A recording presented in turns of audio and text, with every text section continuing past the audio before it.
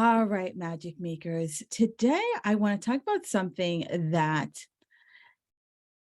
I'm going to be talking about this subject for a while. So buckle up, right? We're going to have a little bit of a evolving masterclass here. So a couple weeks ago, I talked to you about belly fat, right? And so that was kind of the number one thing when I asked women over 40, I'm like, what is the thing that frustrates you the most? And it was belly fat. So if you haven't gone back and check out that episode, guess what? Go back, check out that episode. Um, But today I wanted to talk about menopause, right? So many people are like, oh, menopause, menopause, menopause. But do we even know what the hell menopause is? Right? It's just this giant word that's out there, but no one ever says, oh, yeah, that's what it is, right? So let's just, me, I need a definition. So here's a definition. Menopause is a period, pun intended, going 12 months and a day without having your period. Fancy talk, menses. Okay. So I can go 9 months without having menses, my period, then get my period. And guess what? The clock starts all over again. All right. So it's not until I have 12 consecutive months and one day. And menopause literally happens in 24 hours. But for many of us, it is the perimenopause that can last up to 10 years. And many people don't even like, we hear perimenopause and we think it's like, just a little period. Oh, it is almost 10 flipping years that we could be experiencing perimenopausal symptoms. And it's the perimenopausal symptoms that make us nutso. All right. So, I mean, think about it. We are having, like, think about when we went to school, right? We went to school for 12 years, we went to college. That's like perimenopause, right? We are going through like this reschooling of our body as our hormones are on the decline. So let me just do a quick disclaimer here that the information I'm sharing with you is information and it's educational. I want you to be able to go into your doctor's office and have an intelligent conversation. I don't want you to feel intimidated because they have the white coat and they have the MD. You can ask questions because I'm going to tell you, I was intimidated by my doctor and, I got the hand pat.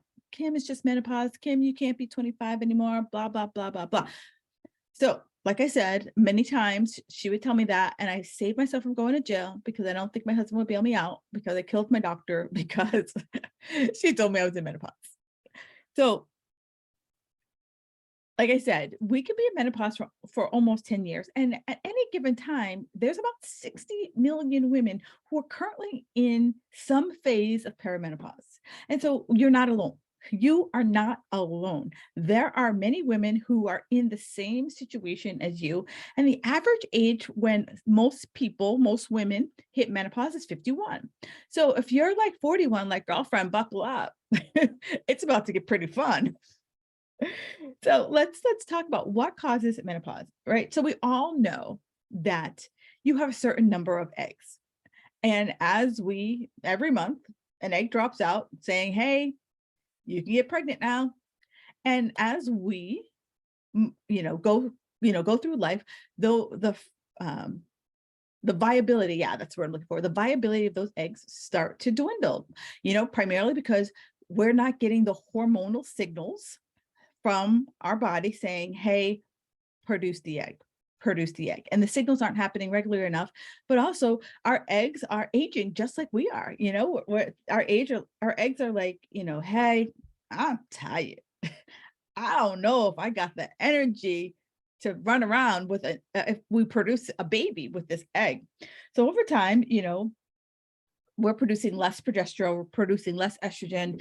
Our body's no longer getting the signal to send out the luteinizing hormone, as well as the follicidal hormone to signal like, hey, let's go. So this is what starts us to get our period. So as our egg supply and the dwindles and our estrogen progesterone, our periods start to get wonky, right? So you could have a period of time, again, pun intended, where you don't have a period at all. And then boom, you have a period. Or maybe your periods become lighter or maybe they're heavier than normal, or maybe they're just erratic, right? You go for 3 months and then boom, you have your period, right? And you're always just like, I just always have to, or you're not as on schedule as you used to be, right? You used to know that this is, my period came on the 20th of the month, every single month, like clockwork, you could map your schedule around it. So maybe it's like, you're a couple of days late, maybe you're a couple of weeks late, maybe a couple of weeks early, right? So that's what's going to happen during those 10 years before we hit menopause. And so as you're going through this, and when I talked about belly fat, I talked a lot about all the different hormones and what's happening in that. But as your body is going through all these different changes, we're going to see some of the biggest symptoms that most people experience are sleep. Many of us can't sleep through the night, or can't, or have trouble falling asleep. Unexplained weight gain. Where like, I was always some person who could eat whatever I wanted. I could, up my exercise a little bit or tweak my nutrition a little bit, and boom, I would drop the weight. Now you're like, where the hell is this coming from? And why is it bringing friends? Your libido, maybe you had a great sex life and now you're like, I can't even be bothered with you. Mood swings, right? You're happy one day, you're crying the next. Joint pain, because we have like inflammation is happening. We have joint pain, brain fog, we're just like not feeling like we're firing on all cylinders. Hot flashes. My goodness, I could be sitting here recording a podcast. And granted, yeah, I got a lot of lights up here when I'm doing the podcast, but I could just start sweating like I was just coming out of a spin class, and I wouldn't sweat that much in a spin class. So I totally understand the hot flashes. It was just like, kill me now. Dry skin, right? Maybe you're looking and you're just like, you have like dry, flaky skin, and you always feel like you need to put lotion on your hands. Maybe some of you are feeling depressed, and it's at this time of year, it's also tough because many of you are experiencing a lot of change in your life. You might be that empty nester that, finally, your offspring are either left the house for good, they're going to college, and you're just readjusting to what a new normal is. And so, you've got the, empty nesters plus menopause, and it's just like the perfect storm for you here. So here's where I want you to, check in with your family history. When did your mom, your grandmother, when did they go into menopause? And this is like, things that we didn't talk about, like you did 20 years ago, you weren't ever listening. Well, I guess there wasn't a podcast 20 years ago, but you weren't like sitting around the kitchen table. So mom, when did you go into menopause? Like that was just not a conversation. Or if you said menopause, it was like menopause. Like it was just like a whispered thing that you talked about. But here's where we can, just as we know our family history, or maybe we don't, but here's the door to open up about family histories, like, cancers and heart and blood and all of that, so that we know what might be coming down the door for us, what might be coming for us. And so we need to understand, when did our, women in our family experience menopause. And so I want to kind of also take a step back before I continue forward. So I want to talk about surgical menopause. Surgical menopause, I'm going to say 3 types of surgical menopause. All right. So one is when they take all of total hysterectomies. Okay. And that's when they take all of your reproductives, that's ovaries, uterus, and cervix. Boom, all gone. You are in menopause the moment you're rolled out of surgery. Okay. So you are going to just instantaneously be in menopause. Okay. Now, here's another one that people will say that, you're in menopause because I don't have a uterus. No, if I still have ovaries, my eggs are still releasing. My body is still sending FSH and LH through my system. My estrogen, progesterone are still saying, hey, even though I don't have a uterus, there's no, there's not going to be a lining that's built for the egg, but the egg is still being told to release into my fallopian tube. It's still doing that. It's still releasing out into my body. So I still have the potential to go through a traditional menopause. I just won't have that same 12 months in a day signal. So, technically it's menopause-ish because I'm no longer bleeding, but I'm still having the same symptoms that everyone else is because I have ovaries. Okay.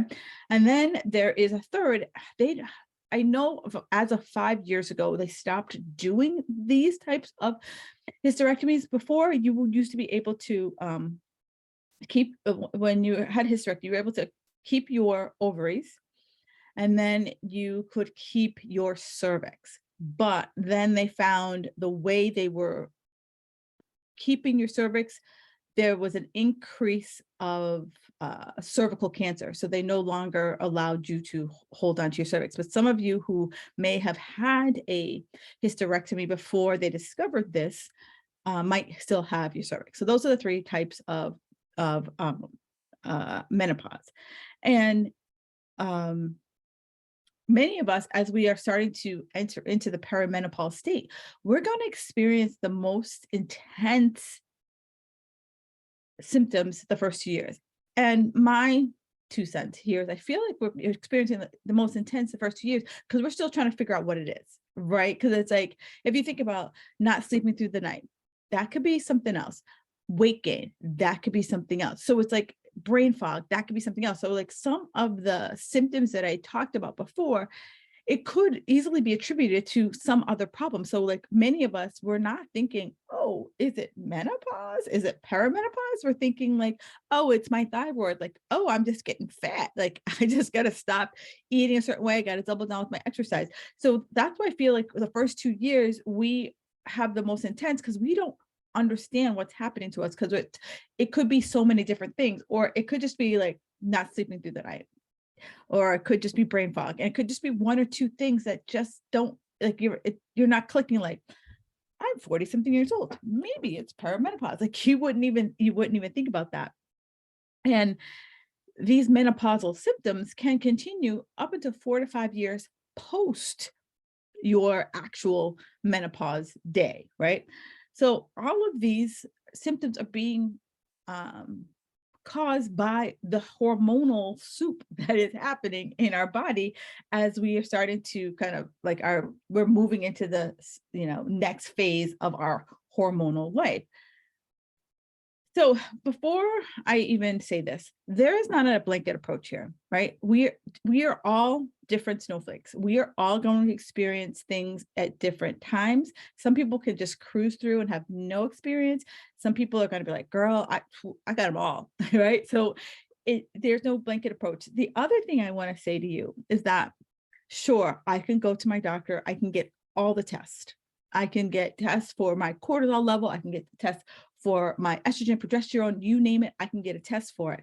However, they could prescribe all the pharmaceuticals under the planet. But unless I'm focusing on changing my lifestyle, it does not matter.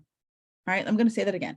I can have all the tests, I can have all the pharmaceuticals, I can have all the supplements. But if I am not changing my lifestyle to support my hormones, all of that stuff doesn't freaking matter.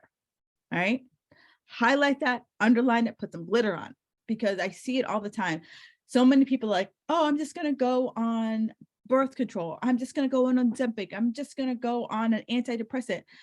Guess what? Great. Good for you. However, if I don't change my lifestyle, it's not going to support all the other things that are going on.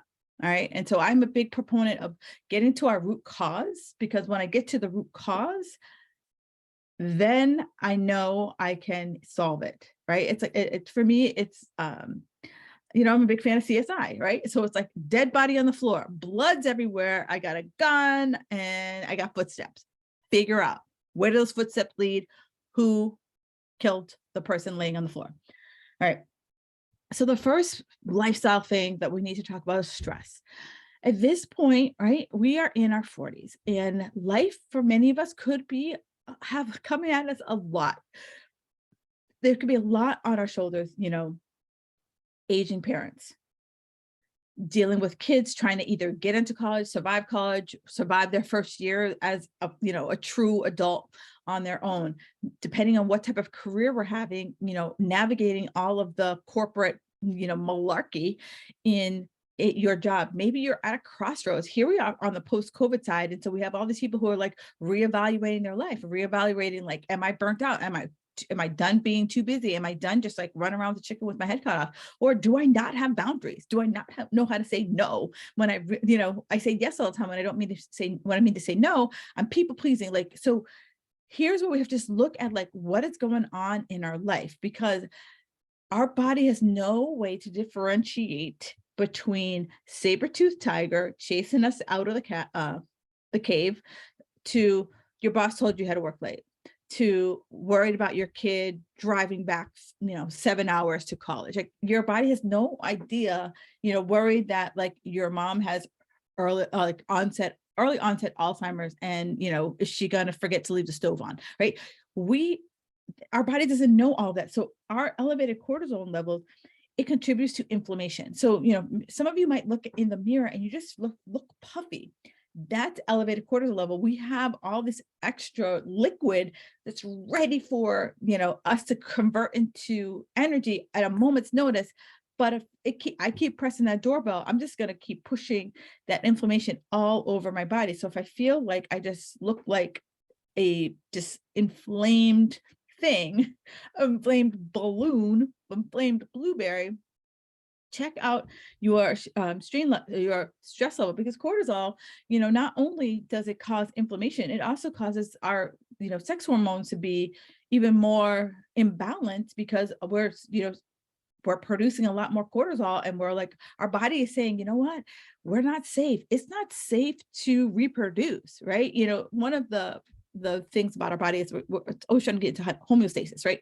Always trying to find this balance. And it's always looking at, does my body feel safe? And if my body doesn't feel safe, it's not going to bring an offspring, because if I'm not safe, how am I going to make my offspring safe? So I want us to start thinking about, how do we do that? It's also going to lower our sex drive, because if I am always worried about my safety, I'm not going to feel sexy, because our body thinks that having sex leads to having an offspring. And so if I'm not safe, it's going to do that. So if I'm feeling burnt out, all of that, it's just going to exacerbate my menopausal symptoms. The other thing is blood sugar, right? Cortisol is going to push on that blood sugar, because it's going to say, you know what, we're going to need to fight. And so we're going to need to have more sugary, carby foods, because we need that instant energy so that we can fight that saber-toothed tiger. And so one of the ways to combat this extra, push is to, one, calm down, right? As Taylor Swift says, you need to calm down. And I know as soon as I said that, like, you got the eye roll, like, I get it, right? It's so like, when someone tells you to calm down, it just like pushes that, like, oh, go have sex with yourself button. So as we are starting to kind of start thinking about, what is stress management? And stress management for a lot of people, I want to call it, stress management is self-care. And I've done several episodes on self-care, and self-care isn't like going and getting a manicure or pedicure and massage. Self-care is literally like, you could lock yourself in your closet for 15 minutes and say, no one talk to me. You could sit in your car for 10 minutes after you drive home from work and like, just like be you. Like, that's just your like time to just regenerate, recharge your own batteries. You could sit quietly coloring. You could paint. Find a hobby that you love. I have a client who does ballroom dancing. That brings her joy. Do things that bring you joy. That is something that you look forward to. And I did a whole podcast on joy as well. But it's like, it's doing something that brings you joy, because that's going to really bring down your stress levels. And I'm also going to be a big advocate of learning to say no, right? No is a complete sentence. Miss Lisa Nichols taught me that years ago. And it has been a game changer for me. The second place is blood sugar, right? During our menopausal state, our bodies again are going through the changes. And one of the fat storing hormones is insulin. And so if we are having a kind of higher carb, more of a Western type diet, we can't get away with the extra carbs like we used to. We used to be able to, get away with a little extra nibbles here and there when it comes to carbs and sugars, but we can't get away with that now. You could get away with like, having McDonald's with your kids, or, a little extra ice cream here and there. But unfortunately, now as we age, I'm not saying we're never going to have it. I'm just saying we have to be more mindful about when we have it and how many times we indulge. And so as we are going through our diets, take a look at your good fats, right? Am I having good fats? And for ladies over 40, minimum 2 to 3 tablespoons of good fat every single day, minimum. And so when I say good fat, I'm talking avocados, I'm talking like seeds, I am talking just not olive oil, for the love of God. I mean, 60 Minutes did a profile on it like 40 years ago, and everyone and their mother is running out like pretty much bathing in damn olive oil. Think more of, any oil with the exception of Crisco, soy, canola, vegetable oil, sunflower seed oil, safflower oil, any oil but those. If you go to any grocery store, they have a whole litany of oils. Avoid the oils I just mentioned. Add 2 to 3 tablespoons, and it's not cooking in the oil, because that, depending on if it's a high heat oil, it'll denature the good qualities that we're trying to get. So, roast your vegetables, then put the oil on top. Throw it into your shake. One of my favorite things to throw in a shake is like a quarter of an avocado. It just makes it a little creamier for me. It's also a little bit more filling and a little more satiating for me. I love throwing some flax seeds in there, gives that a nice little nutty taste to it. So think about how can we lower our blood sugar, because as we age, we have many women over 40 have insulin resistance. And that's one of the reasons why we have the belly fat. And I talked all about that there. So it's like, we are trying to do our best to take as much sugar out of our blood system as possible. So adding in the fiber, exercising, getting better sleep, monitoring our carb intake. This is still having carbs, making sure we're getting in, at least 20 to 30 grams of protein with every single meal that we eat. All right.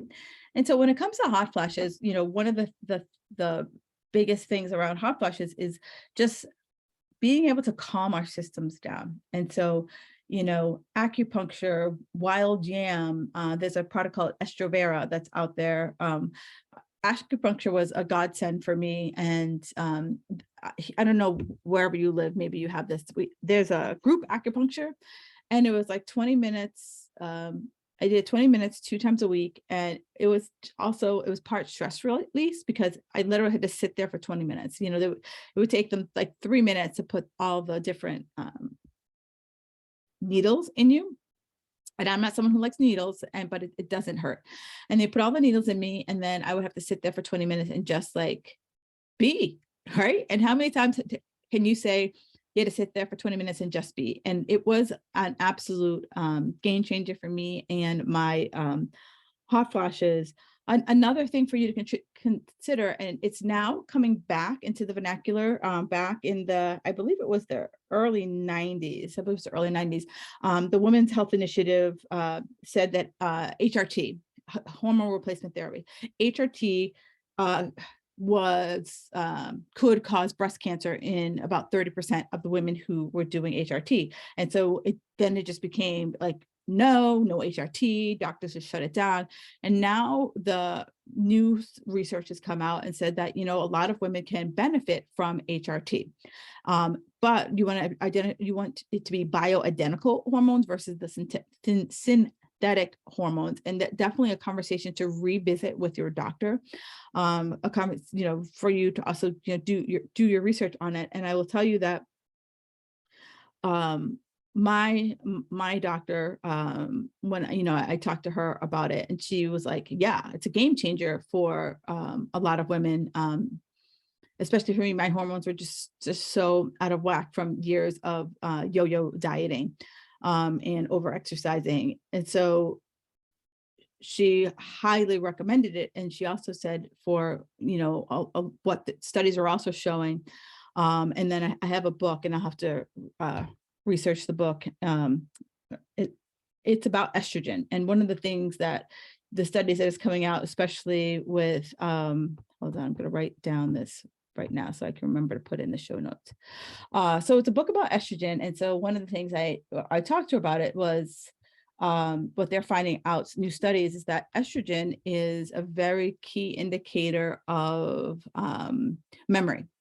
and that they were showing women who didn't have a lot of estrogen or had estrogen imbalances, memory later in life was impaired. And so, given how much the prevalence of Alzheimer and dementia are in our society now, which is just ridiculously a ridiculous amount. I can't remember the statistics, but it's less than 1 in 10 people will experience some form of a memory issue as we age. So one of the key things in this book talks about estrogen, and estrogen as a way to preserve our brain. So as I'm kind of like, starting to wind down here in this conversation, I just want us to kind of start to think about it, right? So menopause is something that happens you don't have your period for 1 year and a day. Boom, that's menopause. But what many of us are fighting is the perimenopausal symptoms, right? The things that are happening as our hormones are just going buck wild, like having their last big, I think about it more like, you're a junior going to be a senior, and so you're just like, the party's almost over, so you're just trying to get it all in before the party ends, and you have to like start your real world. So this is what our hormones are doing right now. And I've heard it described as a second puberty, right? It is the second puberty, except for we got more responsibilities than we had when we were 13 and 14 years old. So as we're going through this kind of second puberty, really start to focus in on the foods that I'm eating. And many of you listening here, you are very conscious of what you're eating, but we also sometimes, we might give ourselves a little bit too much wiggle room that we used to be able to get away with. So it's like we're staying away from the processed foods, the processed oils, the cured meats, the processed lunch meats, fast foods, too much booze, right?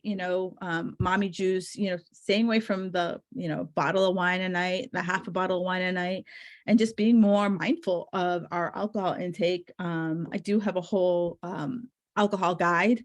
So if you are interested in that, do me a favor and just shoot me an email, hello@kimbarnesjefferson.com, and just say alcohol guide. I will make sure that you get a copy of that.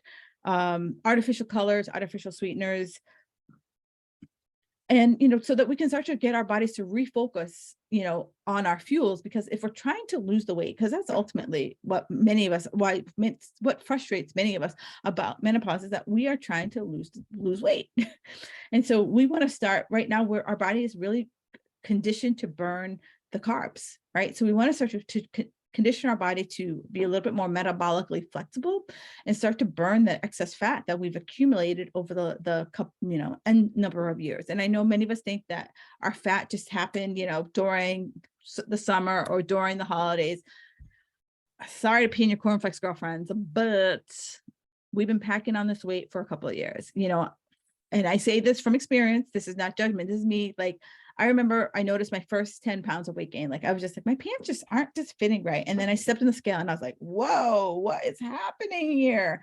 And then I was like, okay, I got to double down. I got to buckle down. No crap. No, no, no, no. Anybody feel me? All right. And so I did all the no's. I did all the extra cardio, no carbs until I couldn't do it anymore.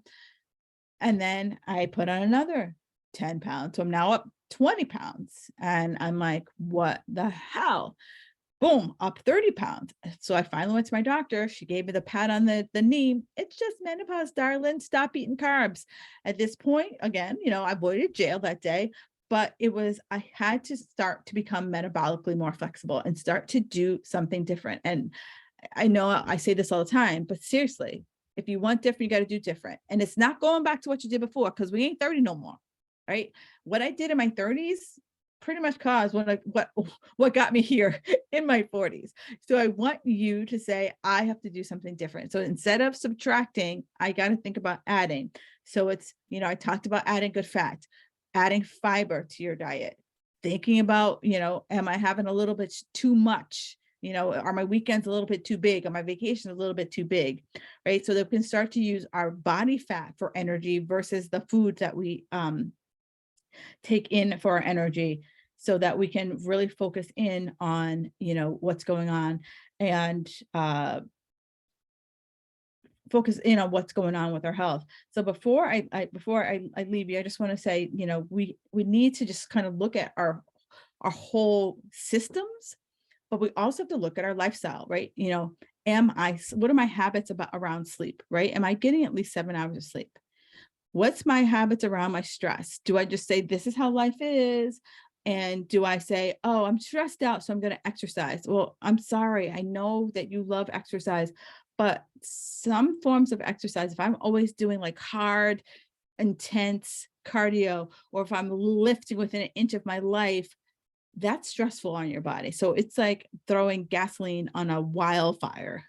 Um, what is my mindset, right? Am I telling myself that I can't break through this, that I must go hard, that it must look like this, that if it's not working, that I need to find a new diet? Am I giving myself my boundaries? Am I saying no? Am I creating a time that I'm going to work out? Am I creating time that I'm going to the grocery store? Am I always feeling like I'm behind, right? Am I ready to release and let it be easy?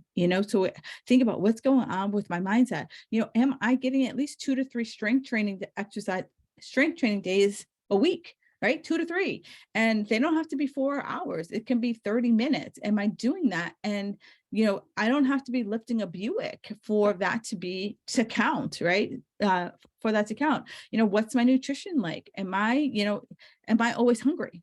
What's my energy like? Am I always craving?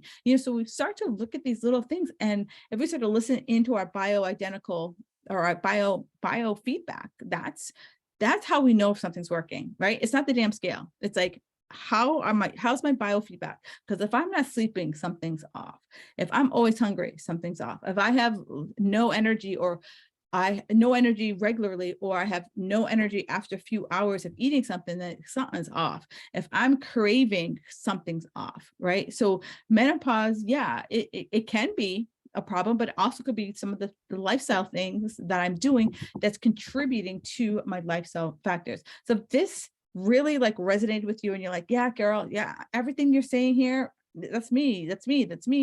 I'm doing a full masterclass on belly fat. Yes, I'm talking about belly fat, but it's going to encompass more. It's more of like, how do I get rid of this? Because belly fat, for a lot of us, it's unexplained weight gain. And in our 40s, it comes right onto our belly. So if you're just like, I'm done, I just want to feel like me again. I want to fit back into my pants again. I want to look in the mirror and not be like, oh, what happened to me? Sign up for this free masterclass. It's happening at the beginning of November. And if you want to be the first person to know more about this, absolutely hop on that list. You will find that in the show notes. Ladies and gentlemen, thank you guys so much. No, gentlemen. It's just a habit, I guess. Ladies, thank you so much for listening. And again, any other questions that you have about menopause, my goal is to help educate you so that you can go out into the world with more education, more knowledge, and ask better questions. So ask away any question you have. I'm here for you. If someone needs to hear this episode, share it out. We don't want to keep this to ourselves. All right. Enjoy the rest of your wonderful day.